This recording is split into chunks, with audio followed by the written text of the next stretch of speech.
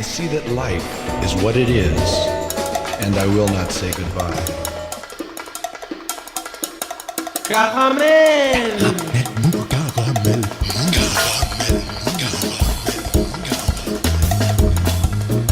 Caramel mou. Caramel mou.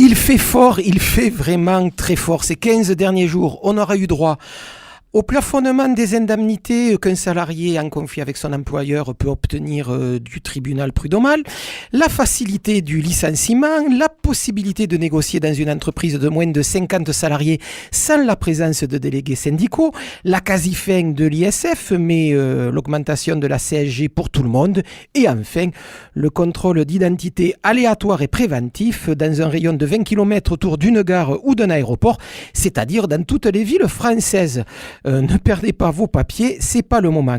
Et cela pourquoi ? Eh bien, nous explique-t-on parce que si l'on peut licencier plus facilement, on pourra aussi embaucher plus facilement, parce que si les riches sont plus riches, alors ils auront plus de facilité pour investir dans l'industrie et ainsi créer des emplois, parce que le terrorisme vaut bien un abandon partiel des libertés publiques. Dans les années 80, cette politique avait déjà un nom, on appelait ça le Reaganisme. Et à la fin des années Reagan, aux alentours des années 88-89, une constatation, deux résultats, un chômage énorme et une confiscation de 50% de la richesse américaine par 1% de la population. Si on prenait les 10% de la population la plus riche, eh bien on obtenait une appropriation de 90% de la richesse nationale aux États-Unis par cette même tranche de la population. Alors quoi ? Macron, fils spirituel de Reagan, eh bien assurément, et ça fait peur. Et le pire est à venir, Emmanuel Macron ne s'est pas encore lancé dans le cinéma. Salut les filles, c'est Joe Kangourou pour un nouvel épisode de Caramel Mou, en direct intégral et réalisé ce soir par Jérôme, depuis les nouveaux studios de Radio Campus à Croix-Daurade, 1 rue Francis Lopez, Radio Campus installé dans la rue du Roi de l'Opérette. On croit rêver, c'est un petit côté kitsch, finalement pas si désagréable que ça. Ce soir, il sera question de métal avec Viper, le guitariste et chanteur du groupe Sidi Larsen, qui fête le 14 octobre prochain les 20 ans d'existence de ce groupe, plein de fureur et de vacarme. Et puis, dans un instant, Didier Kowarski et Marc Desmereaux seront avec nous pour évoquer le spectacle qu'ils sont en train de jouer à la Cave Poésie autour de l'univers de Tom Waits, ce spectacle que l'on peut voir encore ce soir et demain soir à partir de 20h30 à la Cave Poésie. Mais on commence tout de suite, et bien justement, avec celui dont l'univers va nous occuper pendant la première partie de ce 783e numéro de Caramel Mou, Tom Waits, 1977, I Never Talk to Stranger, c'est Caramel Mou et c'est tant mieux.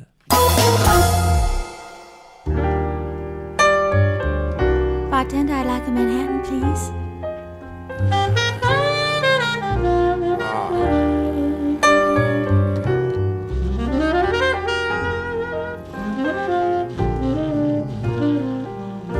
Stop me if you've heard this one.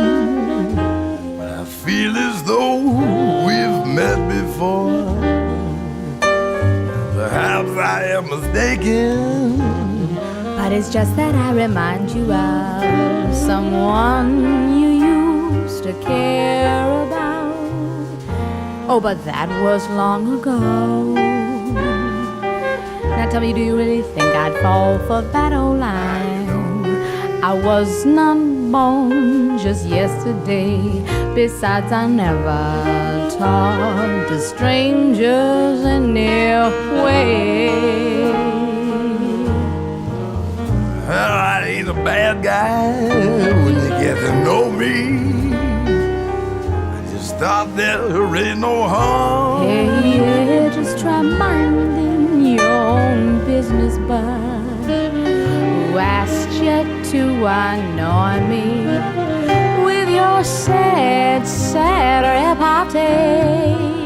Besides, I never talk to strangers underway. Your life's a dime store novel. This town is full of guys like you, That cool. and you're looking for someone to take the place of her. You must be reading my mail. You're bitter cause they left you. That's why you're drinking in this bar. Well, only suckers Suckers fall fall in love with perfect strangers. It always takes one Like that. to know one stranger. Maybe we're just wiser now. Yeah, I've been around the block so many times. That we don't notice that we're Oh, just perfect strangers. as long as we know That we all begin strangers just before we find we're really all strangers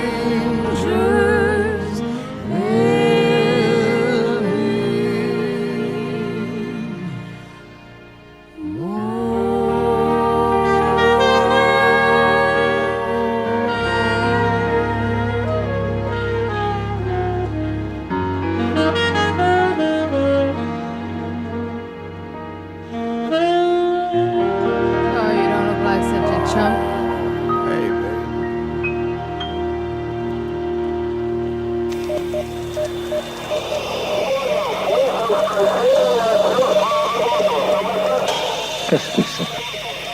Caramel mou.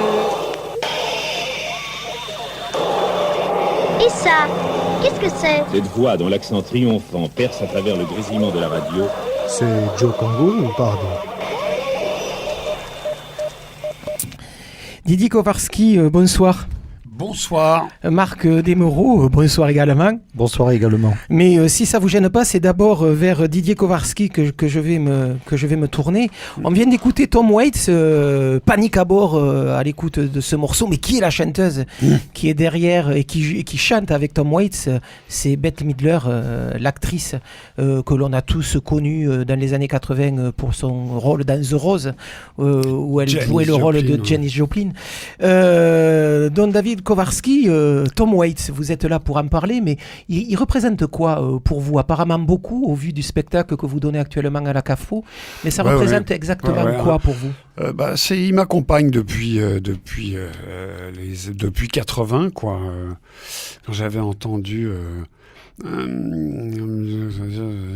me souviens plus le titre de la chanson, mais bon, il m'accompagne, quoi. C'est-à-dire que, comme certains autres artistes reconnus ou pas, je l'écoute régulièrement, j'écoute régulièrement ses transformations, ses explorations et toutes ces choses-là. Parce que là, c'est vrai qu'on vient d'écouter quelque chose de très jazzy, Complètement. mais il faut se ouais. souvenir qu'aussi, C'est bien, c'est basique, quoi. voilà, au milieu des années 90, il a fait des choses qui sont nettement plus fanfares, complètement déglinguées, avec Voilà. des instruments, on ne sait pas d'où ils sortent, mais sans doute de nos poubelles. C'est ça. Et il le dit lui-même. Il a fait un album qui s'appelle Swordfish Trombone. Et il a dit, à partir de juste avant de faire cet album-là, j'ai plus envie de faire de la musique mélodique avec la ligne de sax, avec la ligne de ceci et de cela, mais de donner à entendre les bruits, les sons que j'avais dans la tête. Et donc, il s'est mis à utiliser des tas d'instruments improbables, Marc en parlera mieux que moi, et à donner des choses non répertoriées, quoi, inouïes, et à tracer dans cette ligne-là. Et ce qui est admirable, je trouve, c'est que ça demeure quelque chose de profondément populaire. Même s'il s'aventure sur des territoires vraiment inexplorés, ça reste complètement joyeux, populaire et abordable. Et moi, ça me réjouit le cœur, rien que de l'évoquer. Et comment en êtes-vous arrivé à vous dire je vais monter un spectacle autour de son univers, puisque, on va le dire tout de suite, vous le répétez à un moment donné dans le spectacle, vous ne chantez pas, Non. vous interprétez l'univers de Tom Waits. Comment on en arrive à se dire Parce qu'on fait un triangle entre Marc Desmeraud, Tom Waits et moi. C'est une espèce de triangle, c'est-à-dire que Marc, il fait de la musique, moi je raconte des histoires, Tom Waits, il raconte des histoires en musique. Parce que c'est toujours ça qu'il fait, hein. Dans chacune de ses chansons, c'est un personnage qu'il incarne dans la chanson, en particulier, de préférence des losers, et ils racontent leur histoire en 3 minutes ou 7 minutes, il raconte toute l'histoire, on comprend tout, son passé, ce qu'il devient, etc. Alors moi, mon truc vraiment, c'est de raconter les histoires. Et la vibration que je trouve en scène depuis 25 ans, c'est ce qui se trouve juste à mi-chemin entre la musique et la parole, et depuis 25 ans, entre le sax et les autres instruments de Marc et la parole. Donc voilà, on a fait le joint et je raconte les histoires avec de la musique. Puisque vous le disiez, vous travaillez avec Marc Desmeraud depuis très longtemps. On va quand même rajouter quelqu'un à votre triangle, Tom Waits, vous et Desmeraud. Bon, il y a aussi Alex Pic indispensable, à la batterie et à la guitare électrique. À cette occasion, d'ailleurs, on s'aperçoit que finalement, il est pas manche quand il utilise une guitare électrique. Donc, c'est le troisième membre de votre trio. Un spectacle donc qui décrit un peu et qui s'inspire et qui évoque l'univers de Tom Waits tel qu'on a pu le voir dans certains films. C'est vrai que hier, lorsque je suis venu vous voir à la CAFPO, je pensais au rôle qu'il avait pu avoir avec les films de Coppola, Outsider ou Rusty James. Je le voyais dans Dan Bailo. Enfin, vraiment, il y a des choses qui font penser aux personnages qu'on a le pu voir dans certains films. Mais c'est vrai que c'est quelqu'un que vous arrivez quand même à évoquer, et puis tout son univers est là. La déglingue, les quartiers louches, même son côté très religieux. Il faut savoir quand même que Tom Waits est quelqu'un de très religieux. Il y a des sermons dans votre spectacle. Ouais, mais moi, le sermon que je fais, le prêche que je fais, genre pentecôtiste et tout ça, il est inspiré par une chanson de Tom Waits où il fait un prêche en direct. Le roi est perdu du gars qui pose son cajot dans un square à Londres ou à New York, et qui se met à haranguer tout le monde pour leur dire qu'il est temps de sauver leur peau et de tout ça, avec une urgence, une vraie profonde urgence qui, moi, me bouleverse. Donc c'est pour ça que je me suis aventuré sur le même terrain, quoi. Comment on fait ? C'est des chansons, vous avez choisi des chansons que vous avez traduites littéralement, c'est une réinterprétation de... J'ai commencé par ça, c'est-à-dire que ça faisait des décennies que j'écoutais Tom Waits, mais que je comprenais toujours pas la moitié de ce qu'il chantait. Donc je me suis mis à faire des traductions d'une sélection de chansons qui me plaisaient le plus. Et à partir de ça, pour parvenir à traduire, je me suis mis à aller chercher dans ses interviews, parce que c'est incompréhensible. Il utilise un argot de tous les coins des États-Unis, il utilise des souvenirs d'enfance, sans les expliciter dans la chanson, bien sûr. Donc il y a des tas de trucs, c'est incompréhensible. Heureusement, il y a un site qui répertorie toutes ces interviews depuis 1978, et où là, il explique, et le site est vachement bien fait, c'est chanson par chanson qu'on sait que tel détail se rapporte à tel souvenir ou tel événement, etc. C'est comme ça que j'ai trouvé que Burma Shave, qui est une chanson que j'écoutais depuis 80, ça se rapporte à une réclame qui était faite sur les bords de la route, etc., quoi.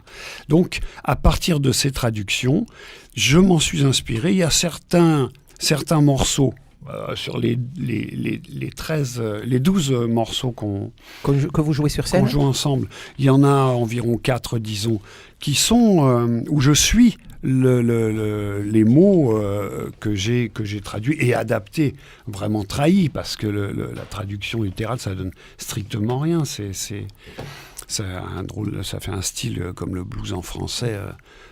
Par moi, en tout cas, ça passe pas, quoi.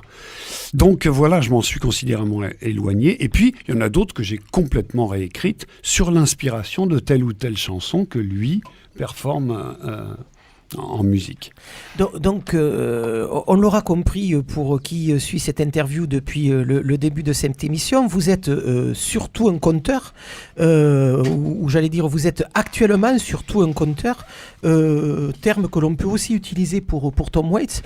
Bon, vous êtes acteur de théâtre, autant classique que contemporain, vous avez fait aussi, vous avez été clown, vous avez joué avec des masques, mais c'est vrai que vous en êtes arrivé petit à petit vers le conte. Qu'est-ce qui, dans votre carrière comme ça d'acteur vous intéresse plus dans cette façon de raconter des histoires que dire du texte de pièce de théâtre, par exemple? D'abord, il y a une sensation de liberté. Je dirais pas qu'un comédien est moins libre que moi. Moi, tout à coup, en passant du théâtre au conte, à l'oralité, disons, c'est-à-dire l'adresse directe au public, je me suis retrouvé maître du temps, de l'espace, de toutes ces choses-là. Et pour moi, je préfère le silence dans le fond à la parole. Hein. Donc, on le dirait pas. et donc, le silence est très important. Donc, il y a des tas de moments, il y a des gens qui me disent, vous faites des silences. Oh, mais je fais pas de silence, en fait, j'écoute. Et moi, j'écoute attentivement ce qui vient de se dire par ma bouche. Là, j'ai pas le temps, on est à la radio, je peux pas faire un silence. Non, parce que dans 5 minutes, c'est fini. Donc, voilà, dans le paysage on n'a pas radiophonique, le silence, il est blanc. Voilà, cette liberté, et puis cette notion d'investigation. C'est-à-dire que je viens pas pour livrer une performance, pour donner quelque chose au public, pour exhiber un objet que j'ai préparé avant de venir. Je viens, à la faveur des spectateurs qui sont là, explorer tel ou tel concept ou telle vibration, en l'occurrence, qui m'a touché. Et ce qui me fascine avec le travail avec les 2 musiciens, c'est justement qu'est-ce qu'il y a juste à mi-chemin entre nous, qui n'est ni de la parole ni de la musique, mais qui est véritablement l'essence de ce qui se trimballe dans telle pièce qu'on explore ensemble. Donc Marc Desmereaux, c'est le moment justement de commencer à parler. Alors j'allais dire bande de son, mais c'est plus que ça. Autant certains morceaux que vous avez composés accompagnent le texte, autant sur d'autres moments, ça part complètement ailleurs, sur des moments d'improvisation, sur des moments d'écriture. Ça a été quoi la commande de Didier Kowarski lorsqu'il est venu vous parler de ce spectacle? Commande, c'est pas le bon mot. Non, on travaille ensemble, on conçoit les choses ensemble. Quoi. Ça fait quoi? Vous travaillez ensemble depuis une grosse vingtaine d'années, 26 ans, ouais. Ça fait 26 ans, depuis 91, avril 91. Ah oui, c'est aussi précis que ça. Ah oui. Quel jour? Ça, je ne sais plus exactement. Mais... Donc, qu'est-ce qu'il vous a demandé? Non, c'est pas qu'il m'a demandé. Un jour, Enfin, déjà, moi, je me souviens d'un truc ce matin, tu te rappelais pas, mais en fait, une fois, tu m'as copié une cassette. Je crois que c'était Frankie Wilders. Oui. Ou quelque chose comme ça. Et avec, tu m'avais traduit une chanson ou deux. Et tu m'avais envoyé ça taper à la machine. Je crois que ça, c'est la première fois où on causait de Tom Waits, mais ça remonte à il y a au moins 20 ans. Quoi. Oui, parce que c'était à l'époque des machines à écrire, il n'y avait pas encore l'ordinateur. Donc, effectivement, ça remonte à loin. Et des cassettes. Et des cassettes. Ça remonte à loin. Donc, voilà. Mais... on sait qu'on a cet intérêt en commun pour Tom Waits depuis super longtemps, voilà. Puis un jour, on a monté plein de spectacles, on a fait plein de trucs. Un jour, Didier me dit, ça serait chouette si on pouvait faire quelque chose là-dessus, sur les traductions et tout. Bon, et du coup, moi ça m'excitait.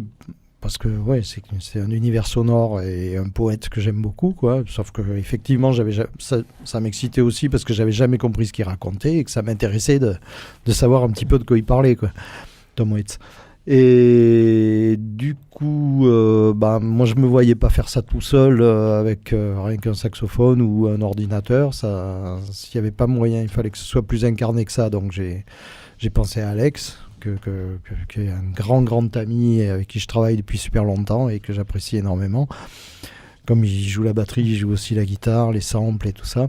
Du coup, on s'est dit, avec Alex, il va falloir qu'on essaye de recréer un peu tout l'univers sonore. Alors j'ai réécouté tout Tom Waits, j'ai essayé de faire une espèce de catalogue des références, parce c'est toujours bourré de références ce qu'il fait. Il y a le blues, il y a le gospel, il y a les valses déglinguées, il y a la musique de cinéma des années 50, il y a des choses hyper étranges... il y a des inventions sonores hallucinantes. Enfin voilà, donc j'ai essayé de dresser un catalogue un petit peu des différents univers sonores qu'il y a dans les albums de Tom Waits. Et puis on a commencé à travailler avec Alex. On a écrit la musique tous les deux et pour avoir un petit peu toutes ces couleurs. Qu'est-ce qu'il nous fallait comme instrument? On s'est rendu compte qu'il nous faut quand même pas mal d'instruments. C'est un spectacle on est obligé de prendre une bagnole pour y aller parce qu'on a trop de bordel chacun, quoi. En fait, il y a la batterie, il y a de la guitare, le banjo, enfin... Et puis l'ordinateur est plein de bidouillage comme ça. Et la scie. La scie, ouais, l'ordinateur est plein. Mais déjà, un ordinateur, c'est hyper économique en tant qu'ergonomie, quoi. Moi, j'adore ça, mais bon, voilà. Et on voulait pas reprendre les morceaux parce que comme Didier était plutôt sur les paroles, on voulait pas faire des chansons de Tom Waits. Du coup, la logique c'était que nous, musicalement, on colle pas à Tom Waits, on colle dans l'esprit sur les sons, sur les références et tout ça, mais pas sur les compos. En fait, il y a un morceau de Tom Waits qu'on joue. C'est comment il s'appelle? Downtown Train? Non, Dead and Lovely il s'appelle, mais dessus c'est pas les bonnes paroles. Non, c'est Burma Shave. Voilà, mais voilà, c'est comme ça. Et du coup, on a fabriqué toutes ces matières là.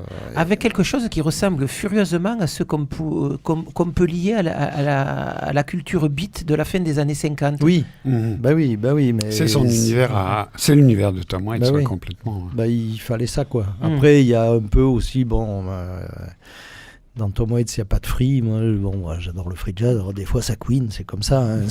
On ne peut pas s'en empêcher, quoi. Mais c'est aussi ce truc, je pense que Didier il dirait un peu la même chose. Tom Waits nous a envahis, on le digère, et il y a quelque chose qui ressort. Qu'est-ce qui ressort à travers nos personnalités, notre histoire, notre culture Est-ce qu'on pourrait dire que l'univers de Tom Waits, c'est une espèce de comédie humaine à la manière d'un Balzac lorsqu'il raconte le monde aussi? Oui, tout à fait. Ouais. Tout à fait. Alors, et effectivement, il explore les années 50, en fait. C'est tous ces losers qui sont des années 50 et il explore ça corps et âme, quoi. Balzac, c'est un acte d'autorité, hein, l'écriture.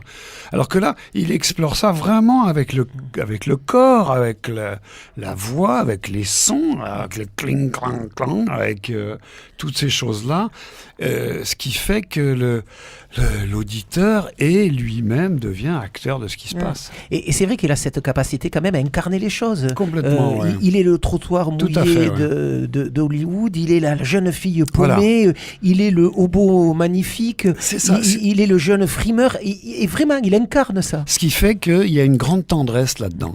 C'est jamais glauque, c'est toujours très sombre, mais c'est jamais glauque parce que il y a une grande tendresse et puis il y a une totale considération pour ces personnes-là. À partir du moment où quelqu'un est considéré, il devient considérable. Et quelles sont vos options de jeu dans ce spectacle-là ? La vibration, c'est-à-dire que moi, j'ai jamais travaillé avec un metteur en scène, j'ai jamais travaillé la moindre gestuelle, j'ai jamais travaillé sur ma voix.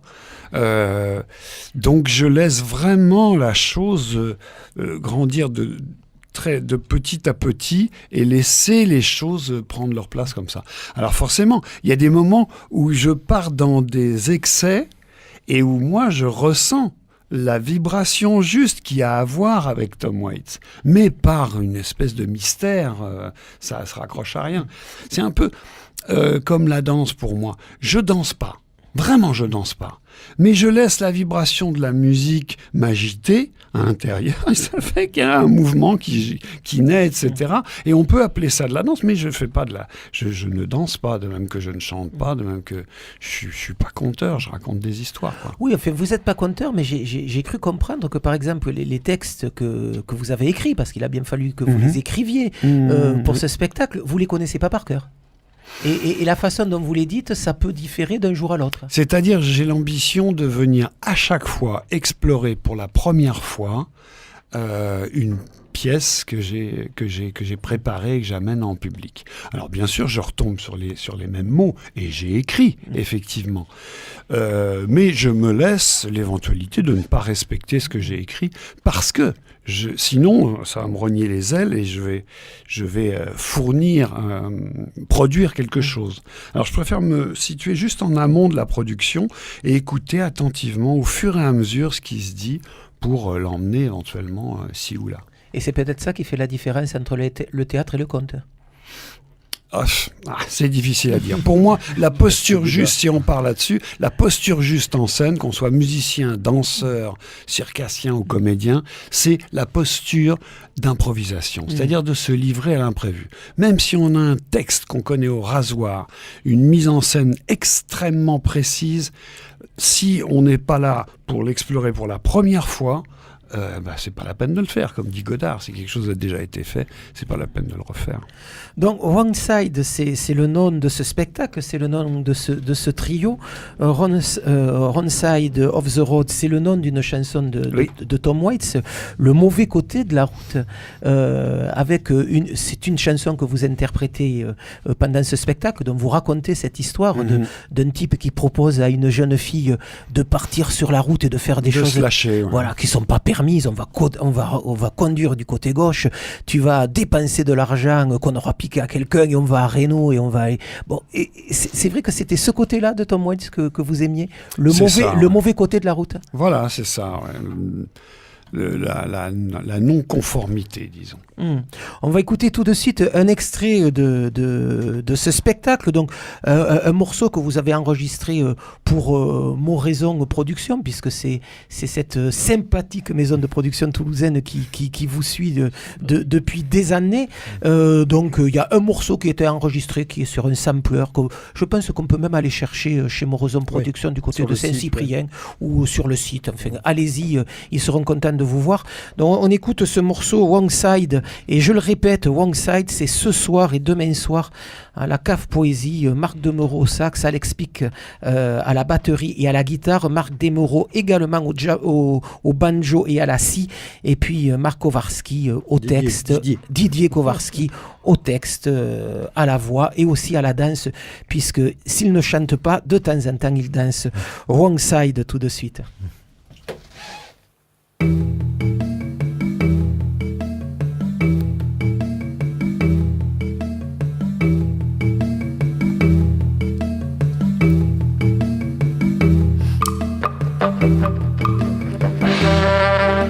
Jette un chat crevé sur les rails du chemin de fer. Trouve-toi un œil de coq.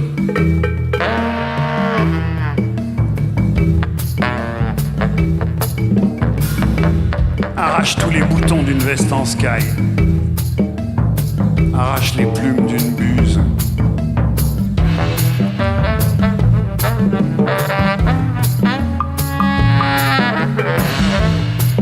Accroche un épouvantail aux branches d'un sycomore. Prélève le sang du cœur desséché d'un chasseur jovial. Recueille les larmes d'une veuve dans un dé à liqueur. Et informe ton papa et ta maman qui peuvent aller se faire foutre.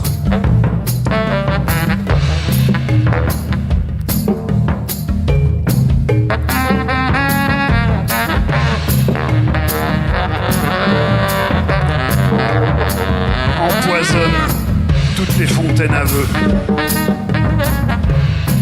et jure que tu seras jamais une balance.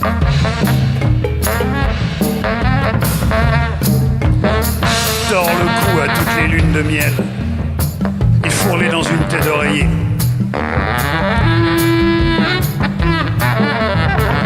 Attends-moi près des montagnes russes. Efface toutes les prières. Étouffe les chants de Noël. Attache-les avec du barbelé, balance-les dans l'escalier.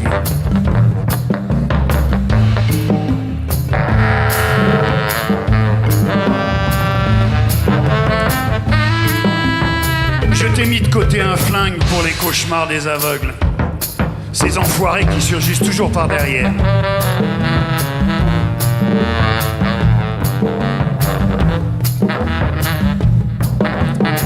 Siphonne l'essence du 4x4 de ton père. Remplis la T-Bird de Tommy.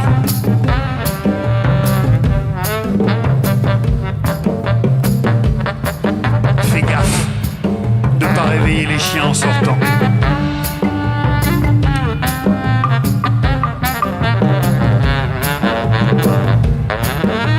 Attrape-moi un éclair blanc dans un coin du ciel. Garde-le-moi dans un coffre en ivoire. Trouve-moi le bouton d'un levier de vitesse d'une Mercury 49.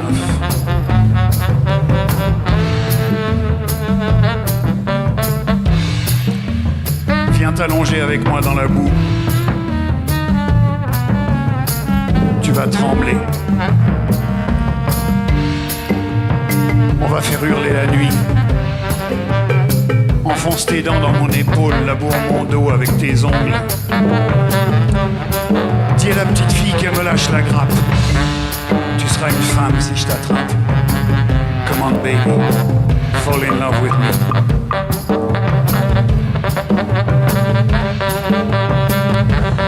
Avec mon double canon et une boîte de cartouches, on va fêter le 4 juillet.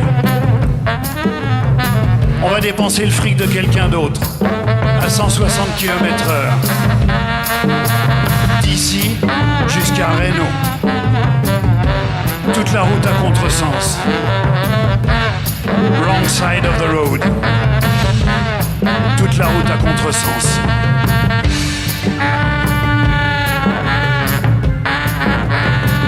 Wrong side of the road.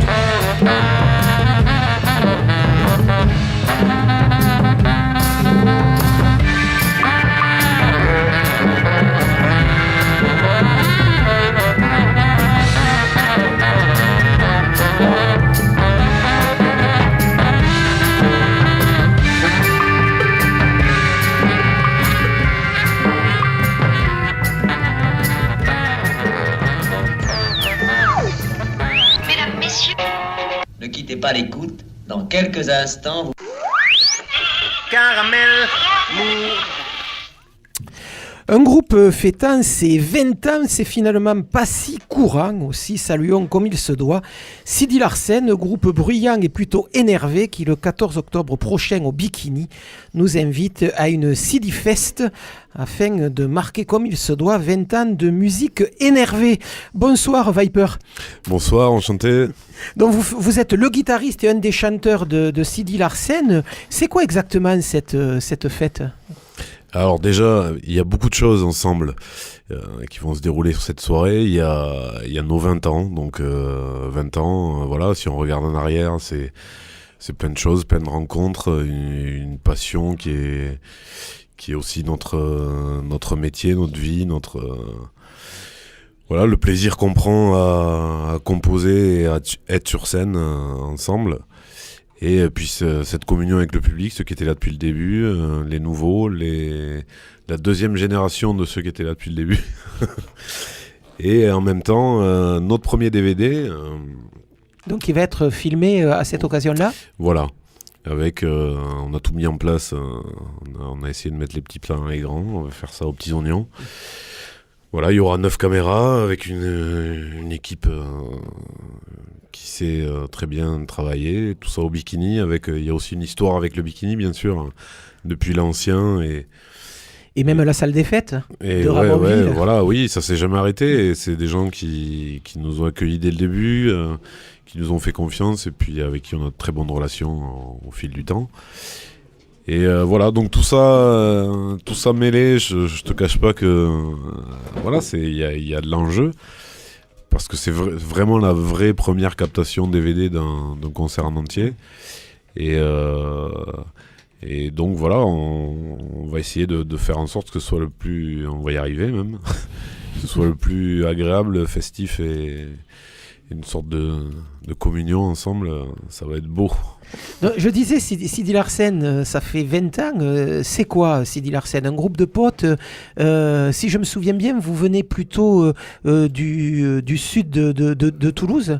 Ouais, alors on est originaire d'Ariège. Voilà, vous êtes à l'origine d'un groupe ariégeois. C'est quoi? C'est un groupe de potes dans un garage? Maintenant, du coup, pas tous, puisque... Oui, il y a eu du changement dans... Ouais, voilà, il y a eu un changement.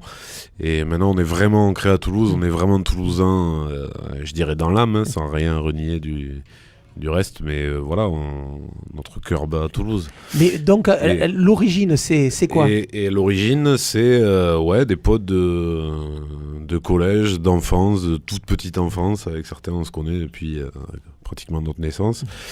Et on a décidé un peu comme un hobby, quoi, au départ, plutôt une distraction que quelque chose de vraiment sérieux, de faire de la musique, parce que c'était dans nos envies, c'était dans ce qui nous motivait à ce moment-là.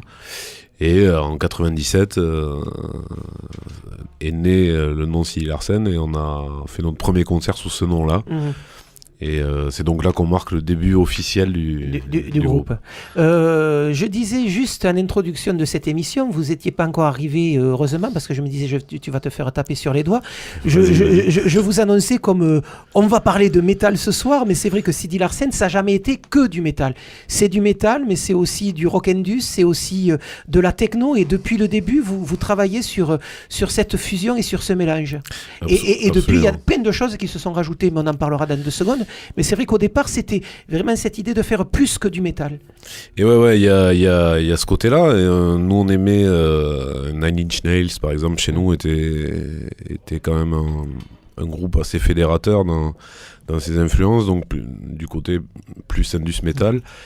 Et puis voilà, en se mettant ensemble avec nos influences respectives, ça a donné assez vite cette sorte d'hybride. C'est vrai qu'on sent aussi Chemical Brothers dans votre voilà, il y a musique. Il y a de ça aussi. Il y a eu Spicy Box aussi qu'on a écouté il y a fort longtemps, et tout ça a créé du Sidi. Il se trouve que maintenant on dirait plus métal industriel, plus dans cette sorte-là, parce que vraiment, en vérité, si on veut s'affilier à une scène, il y a quand même des guitares saturées, et c'est quand même un format plutôt métal, donc on est affilié à cette scène métal-là qui finalement s'est quand même ouverte au fil du temps. Alors effectivement, on n'est pas dans des niches genre true metal ou hardcore, voilà, c'est plus large que ça, mais c'est quand même une sorte de métal avec des machines. Alors même s'il y a beaucoup d'influences, c'est pas de la fusion, parce que fusion, ça peut être connoté avec des choses un peu plus, on va dire, funky. Nous, c'est vraiment le côté plus vers le côté Prodigy, où il y a effectivement du big beat. On utilise les machines dans ce qu'elles ont de plus puissant, et voilà, ça colore la musique, on va dire. Avec des côtés qu'on entend sur vos dernières compositions, un peu sur la musique orientale, un phrasé de plus en plus raga. C'est vrai que vous avez aussi cette particularité d'avoir 2 chanteurs dans le groupe qui interviennent l'un après l'autre. Et c'est vrai qu'il y a ces influences, autant raga que musique orientale sur les derniers morceaux. Après, je dirais pas, j'aurais pas dit raga. Moi, je dirais pas que ça vire vers le raga. Je pense qu'on Non, j'ai jamais dit que ça virait vers le raga. On l'a fait un peu. Il y a eu des passages sur des albums précédents. Je pense que là, même justement au niveau du chant et du phrasé, on a encore plus personnalisé. On a vraiment lâché tous les doutes et les oripeaux de ce qui pouvait être on a envie de faire un peu comme ci, un peu comme ça, ou de vouloir ressembler. On essaie de faire du pur Sidi avec ce qui nous caractérise dans nos tessitures et nos façons de faire, on va dire plutôt instinctives en fait, et du coup on travaille là-dessus. Alors effectivement on pousse le curseur toujours en avance, Et je trouve que du coup, c'est plus homogène que ce que ça a jamais été par le passé. Et notamment où il y avait des passages un peu hip-hop, tout ça. Je trouve que ça a été intéressant, mais ça allait pas assez loin là-dedans pour être vraiment pointu là-dedans. Et en même temps, c'était trop survolé. Donc je préfère quand... Voilà, je trouve qu'on est plus équilibré maintenant, notamment depuis les 2 derniers albums, Chatterbox et Dance for Bastards, le dernier. Le dernier. Voilà, donc oui, après on sent, bien sûr, on écoute à la fois du métal, à la fois du rap, à la fois de la chanson, ça se sent. Mais on a l'ambition de faire du pur CD. Avec ce côté dance floor que vous revendiquez depuis le début, ouais, bien sûr. C'est quelque chose qui est aussi marquant sur la vie du groupe.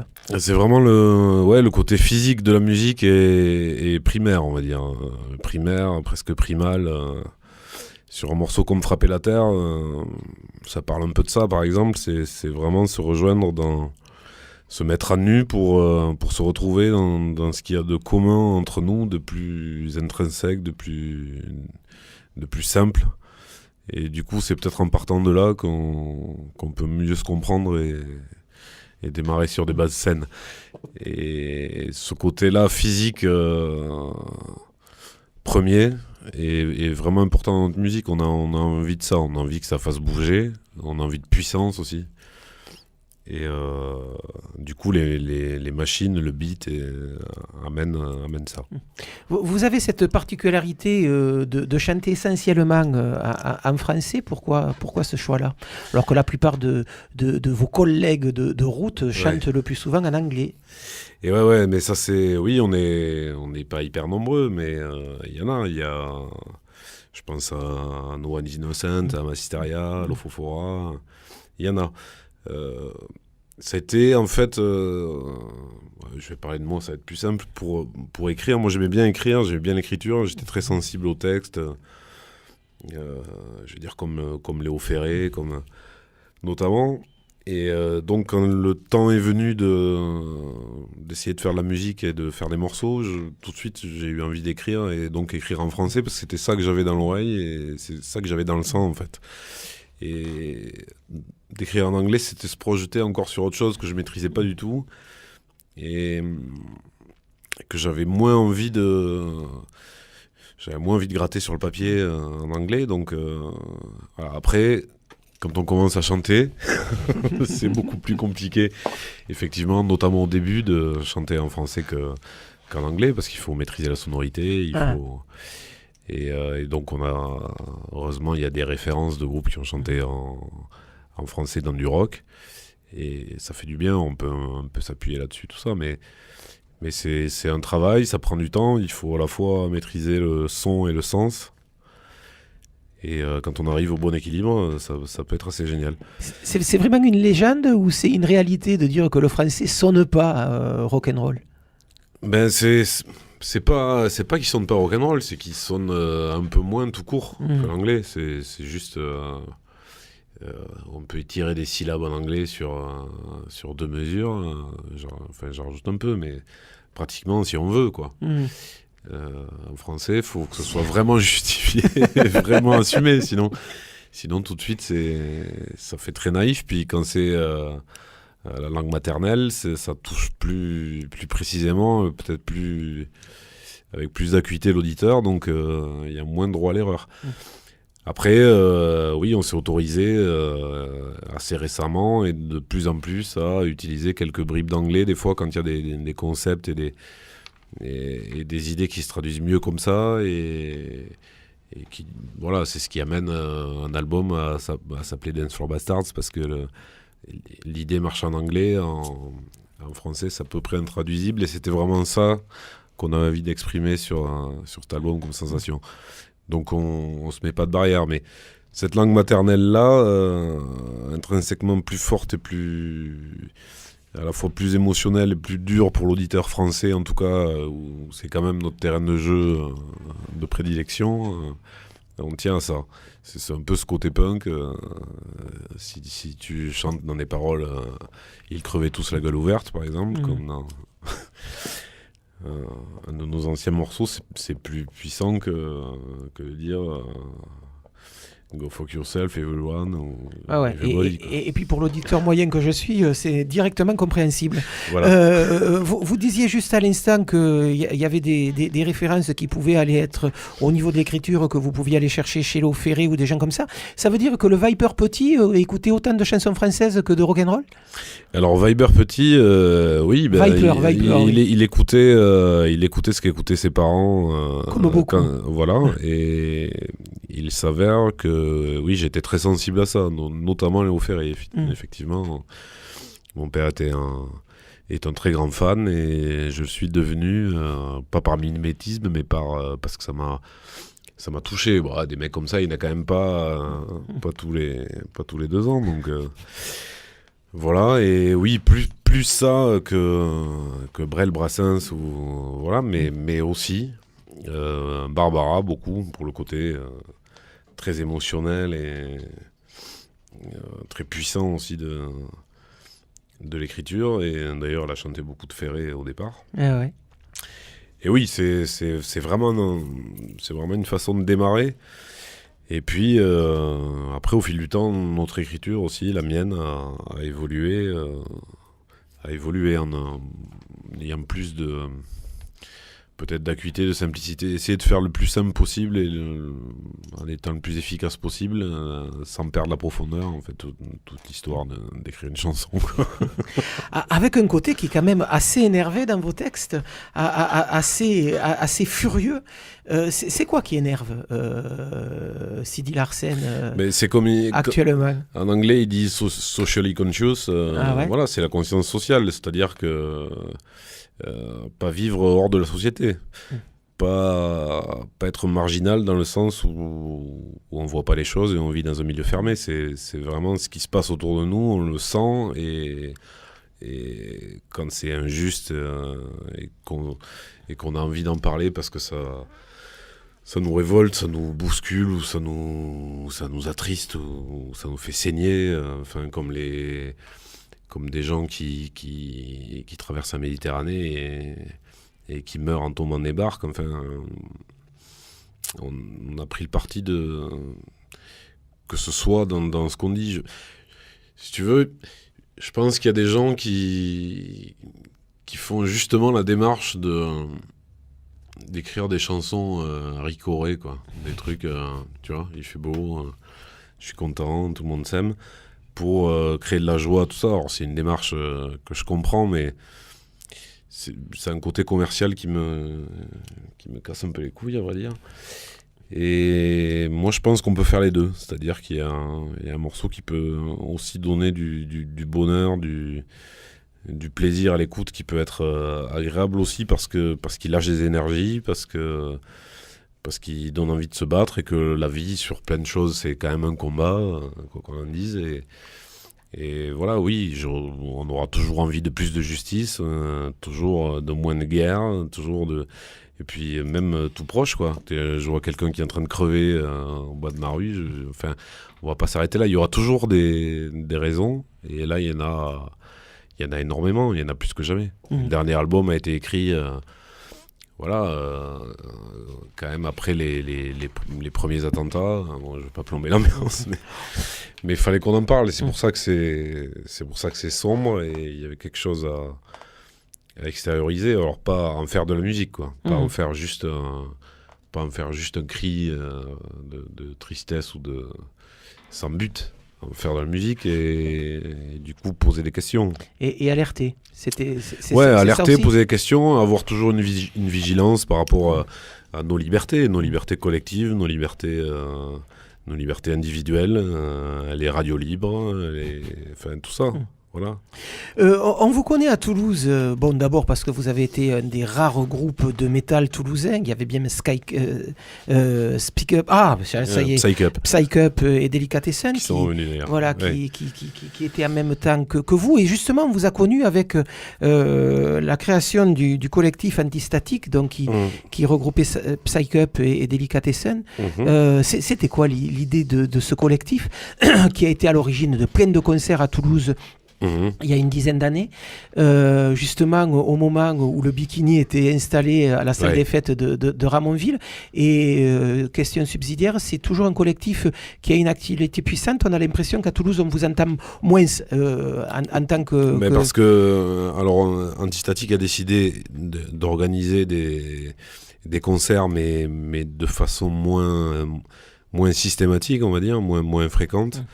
Et il y a toujours une idée sur ce domaine-là, donc d'organisation de concerts, de pouvoir donner possibilité à des jeunes groupes et des groupes qui sont en train de débuter d'accéder quand même à des salles d'une certaine qualité, comme on a fait dernièrement avec le Métronome et tout ça.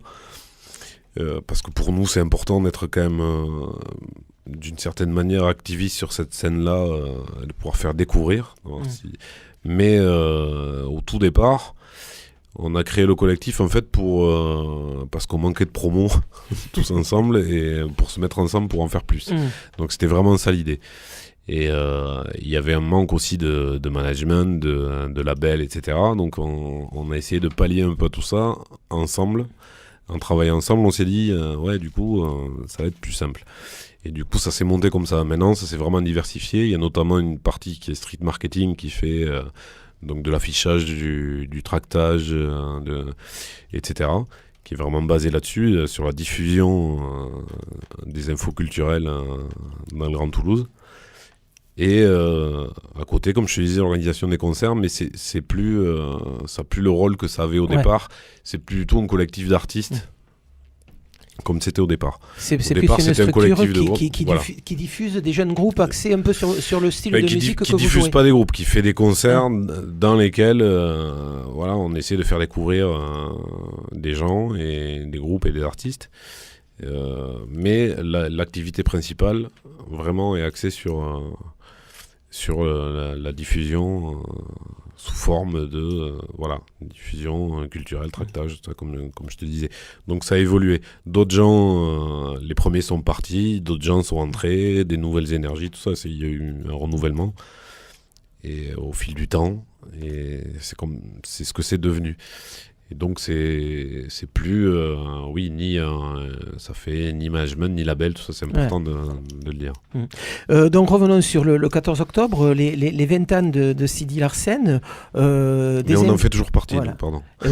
Des invités à prévoir, par exemple, il y a la première fois que Frédérica a été invitée ici, elle nous avait parlé de la collaboration qu'elle avait fait avec vous.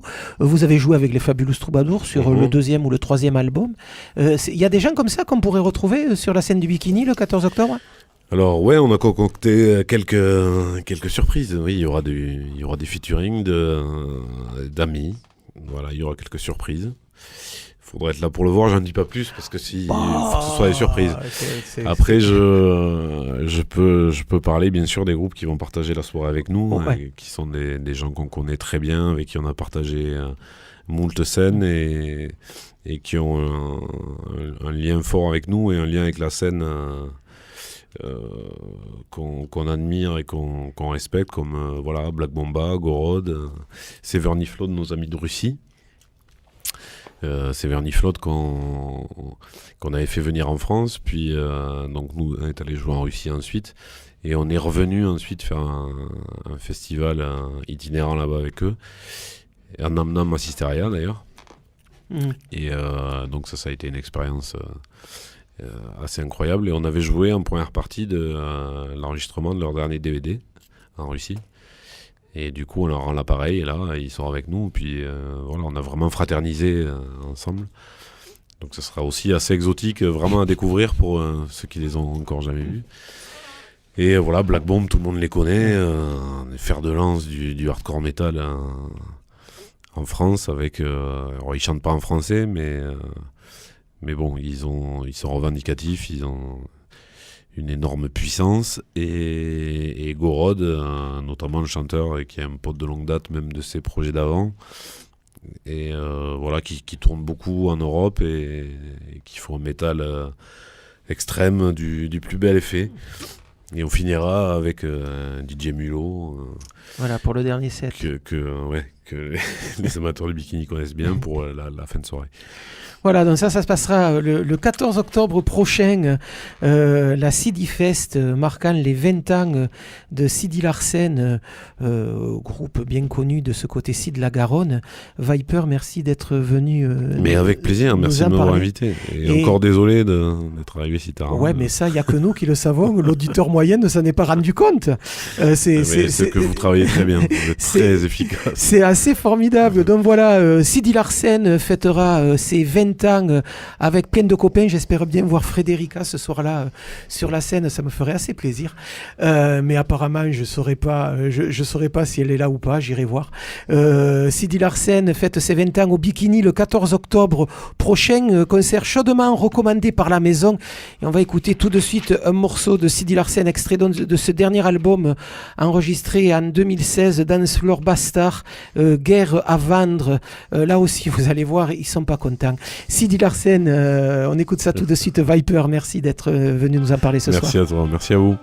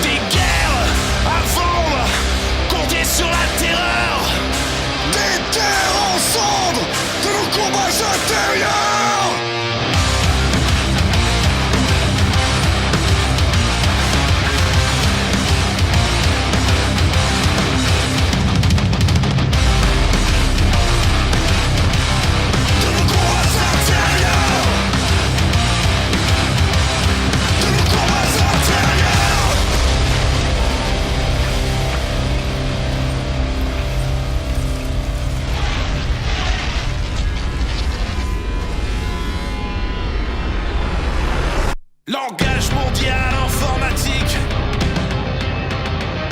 de la Centrafrique à Texaco. Les dépendances économiques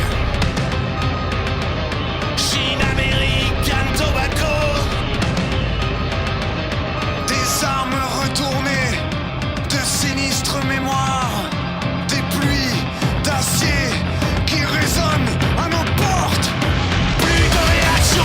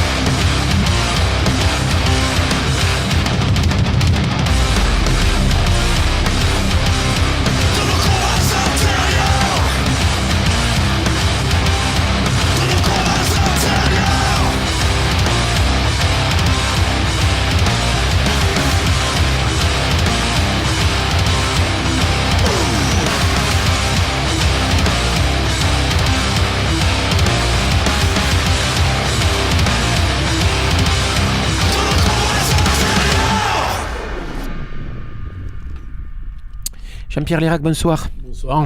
Jean-Pierre Lérac est là, il m'a accompagné depuis le début de l'émission. Je n'avais pas été annoncé, mais je suis là. Mais voilà, et j'avais oublié d'annoncer Jean-Pierre Lérac, la caution morale et artistique de cette émission, il ne faut quand même pas oublier. Jean-Pierre Lérac qui est là pour nous parler de concerts de jazz bizarre, comme on dit souvent dans cette émission. Et en ce moment, il y en a quelques-uns quand même. Par contre, on va tout de suite annoncer la mauvaise nouvelle du mois. À Manita Muscaria, pour le moment, concert, il n'y en a plus. Voilà, mais c'était quand même là qu'on écoutait la plupart des très bons concerts d'un Archidal de Yucca. Mais c'est vrai qu'il y a eu quand même je crois que le concert de Hippie Dictat a été la goutte d'eau. Qui a fait border quelques oreilles. Voilà, c'est allé très loin au niveau des décibels. Mais on fait confiance à l'équipe de Manu, ils vont quand même trouver notre lieu. Voilà. Oui, enfin, ce qui après, quand même, c'est vrai que c'est un lieu qu'on aimait bien. C'est quand même un peu dommage pour Amanita. Tout à fait. Mais après, je pense qu'ils continueront à faire des choses. Je pense que sur les concerts amplifiés, c'est terminé. Je pense que la Manita n'est pas morte parce qu'il y a une équipe derrière.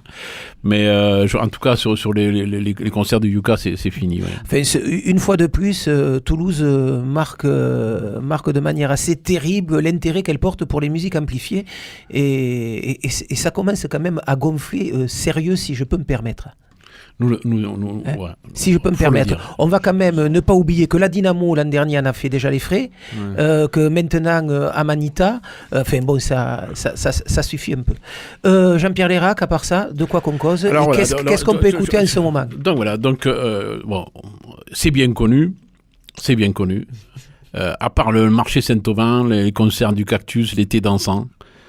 Le dimanche, il n'y a rien à Toulouse. Il n'y a plus grand-chose. On s'emmerde un peu. Bon, il faut faire des repas de famille, à la limite aller au musée. Ouais. Voilà. Il se trouve qu'il y a quelque chose qui est en train de changer, et ça, je m'en réjouis. Donc, il y a quelques dimanches réjouissants, voilà, dont je vais vous parler. Ça a commencé dimanche dernier avec le concert des Japonais de Meld.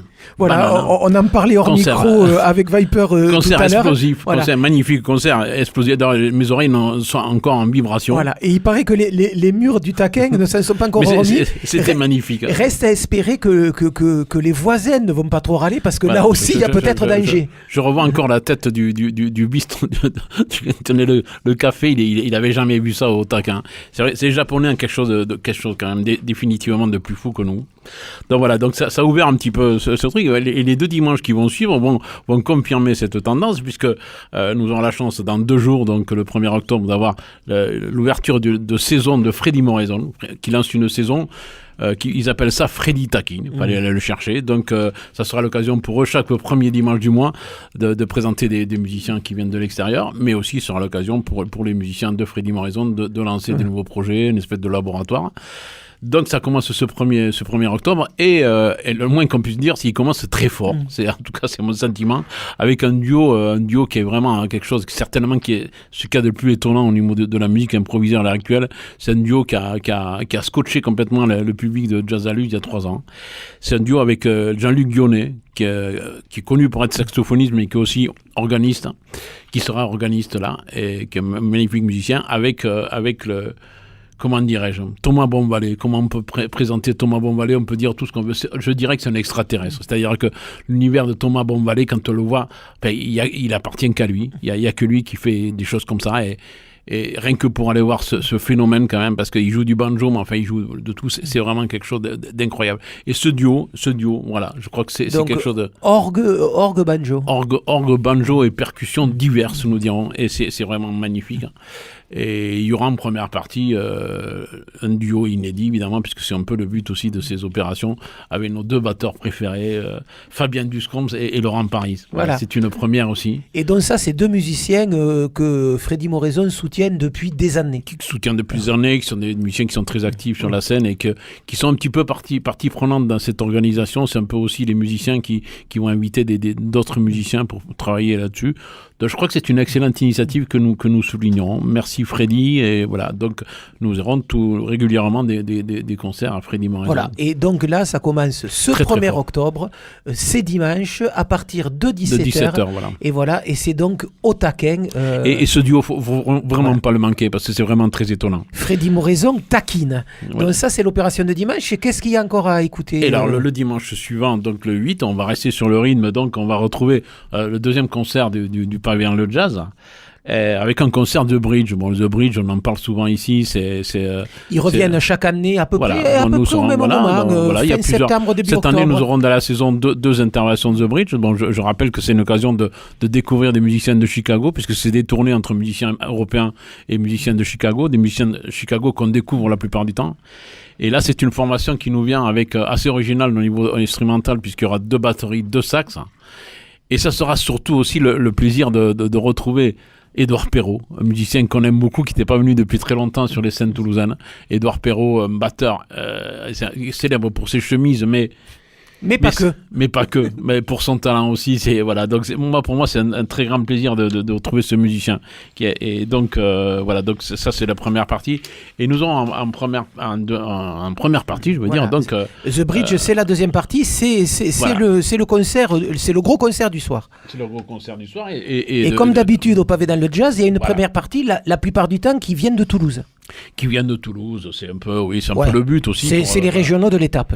Voilà, et donc là, on va découvrir un groupe qui s'appelle Swindle, avec quelqu'un que nous connaissons bien ici à Caramel Mou, mais pas en tant que musicien. Voilà, en fait. qui était venu ici nous parler des ennuis qu'avait son petit magasin il y a 1 an et demi. D'ailleurs, le magasin a fermé depuis. Parce que Marc Jolibois, en fait, tout le monde le connaît un peu sa tête, parce que les gens qui aiment la musique, parce que c'était quand même une figure d'Harmonia Mundi. Voilà.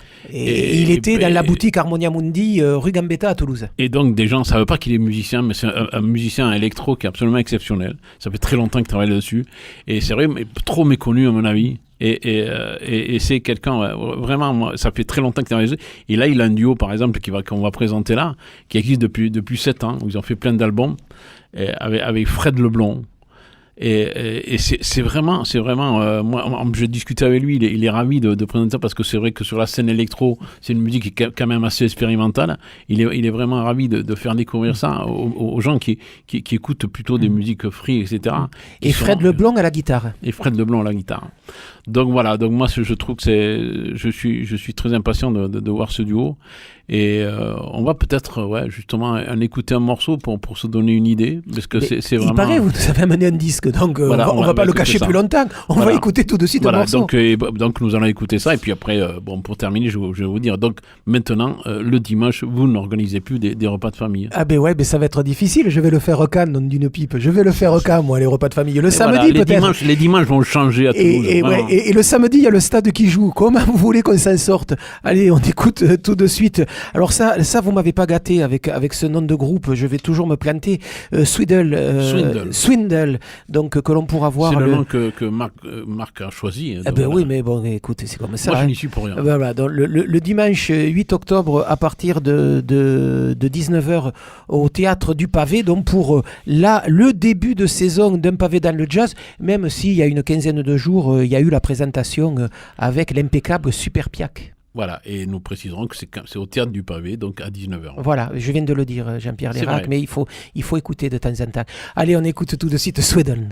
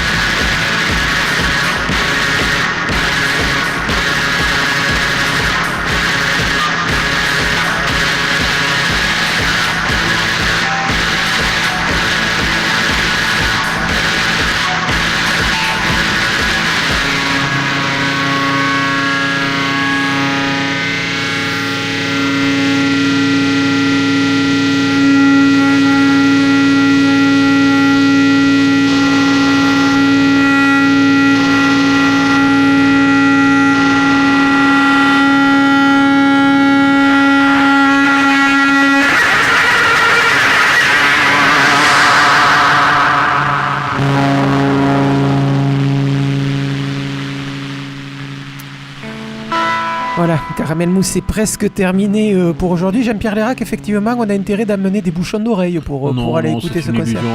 C'est une illusion. Je pense pas. Là, on est loin de Melban. Non, c'est ça. C'est vrai que c'est assez. Non, je pense pas que ce soit si puissant que ça. Viper, deux mots sur ce qu'on vient d'écouter. Intéressant. Non, je retrouve beaucoup de choses qui me sont assez familières finalement quand on fait des recherches sur les textures dans les machines, tout ça. Beaucoup maintenant reviennent un petit peu sur les modulaires, c'est-à-dire où on branchait comme ça les sons avec les autres avec des câbles, et où du coup en tâtonnant on arrive à trouver des textures qui étaient à chaque fois inédites, à chaque fois uniques. Donc il faut l'enregistrer à ce moment-là, et oui, on retrouve ça d'ailleurs sur du Stevie Wonder. Dans les années 70. Oui. Exactement. Et on revient un peu vers ça parce que ça ouvre l'électronique et énormément de choses, et en même temps on a envie de faire de l'électronique organique. Alors ça paraît antinomique, mais ça l'est pas forcément. Et du coup, nous, on aime bien ça. Pareil, c'est un peu ce qu'on essaye de faire, de sentir la sueur derrière. On a les guitares et tout ça, mais il y a aussi dans l'électronique une recherche comme ça avec de la distorsion, quelque chose qu'on ne peut pas trouver ailleurs de cette manière-là. De la machine organique, ça c'est un joli oxymore. Oui.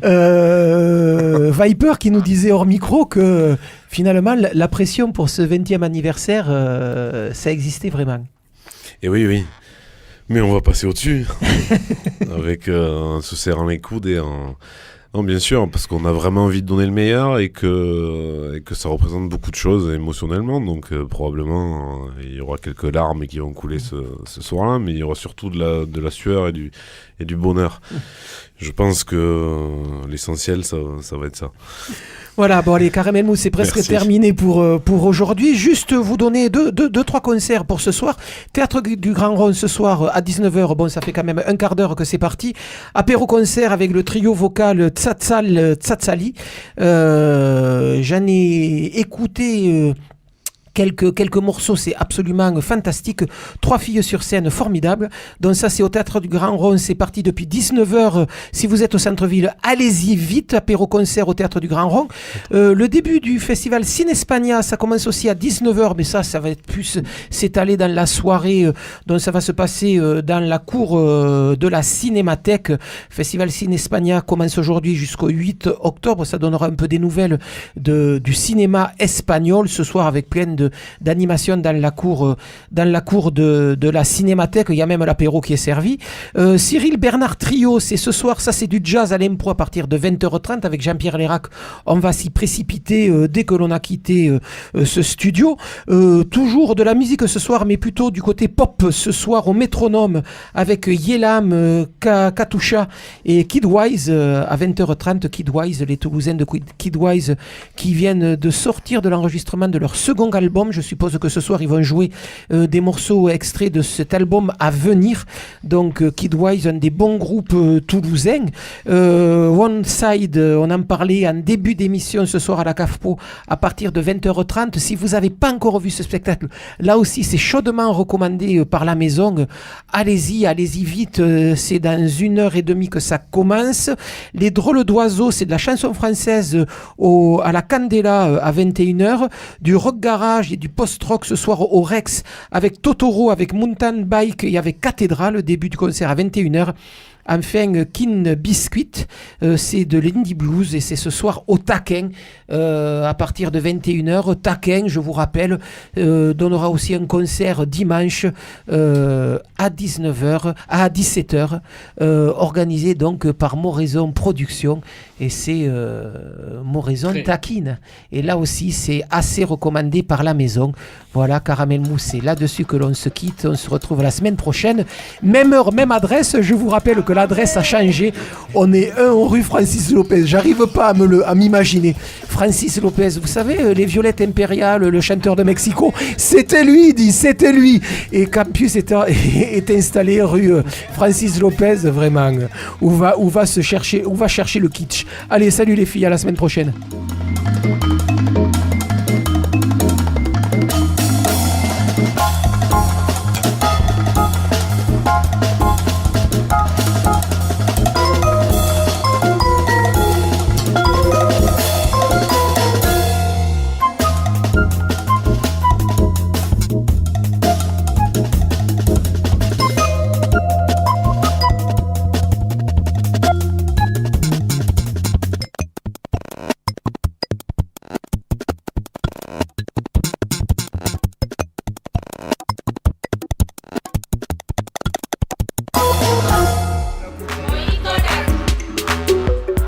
Nabucco.